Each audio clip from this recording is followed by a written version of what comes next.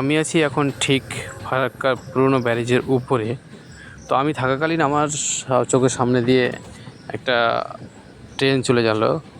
তো এই ট্রেনটি যাওয়ার সময় অনেকক্ষণ আমি ভাবলাম এবং দেখলাম, তো সত্যি অসাধারণ লাগলো।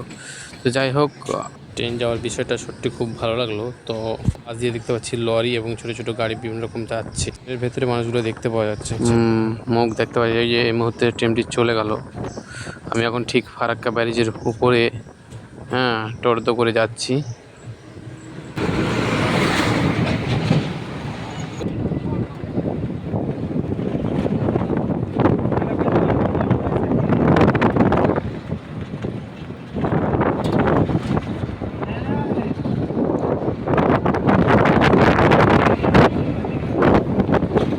তো আমি এখন দেখাবো ফারাক্কার পুরনো ব্যারেজের শুরু থেকে শেষ পর্যন্ত কি কতটি গেট রয়েছে, পুরোটাই কিন্তু আমি দেখাবো। আর পানির যে গর্জন, যে রাস্তা, যে গেটগুলো ছেড়েছে, সে বাংলাদেশের দিকে পানিগুলো যাচ্ছে, তো সে অসাধারণ গর্জন, একদম খুব ভয়ঙ্কর। পানির আওয়াজ শুনে বুকের ভেতরটা কেঁপে উঠবে। সত্যি খুব গর্জন, খুব জোরে আওয়াজ করছে। শুনে যদি এত ভয়, তো যদি আবার দেখা যায় তো কতটাই না ভয় লাগবে। তো যাই হোক, আমি দেখতে যাচ্ছি না, কারণ এখানে ফারাক্কা ব্যারেজের উপরে গাড়ি থামানো যাবে না।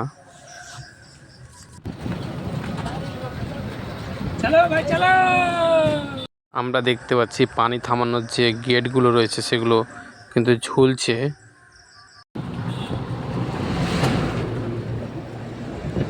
গেট করা হুয়া।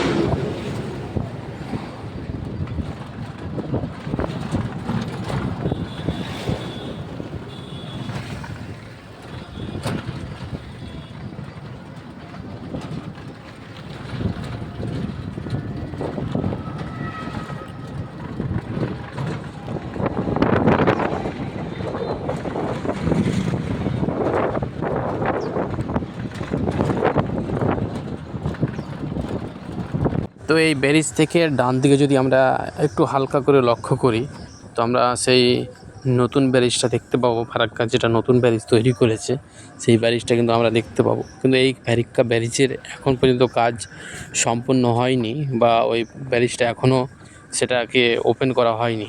তো যাই হোক, সম্ভবত 2026 সালে প্রথম দিকে হয়তো ওটা শুরু হতে পারে। এখন ওটা বন্ধই রয়েছে।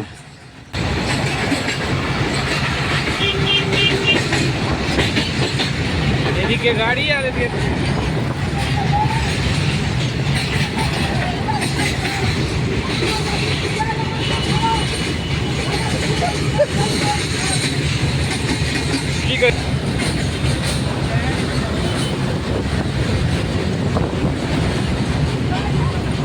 তো আমরা এখন আছি ফারাক্কা ব্যারেজের সেম মাঝখানে। তো আমরা থাকতে থাকতেই দেখতে পাচ্ছি ফারাক্কা ব্যারেজের উপর দিয়ে পাশ দিয়ে আমাদের রেল চলে যাচ্ছে দেখতে পাচ্ছি। তো রেল যাওয়ার দৃশ্যটা সত্যি দারুণ লাগলো, চলে গেল রেলটা।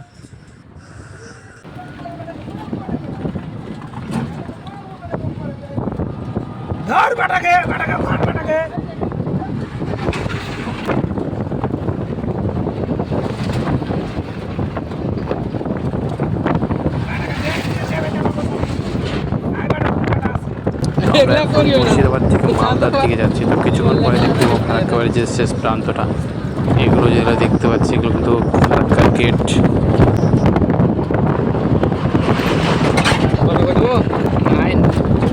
না থাকে মোবাইল খেয়ে নেবে, মোবাইল না দিলে কিছু করতে হবে না।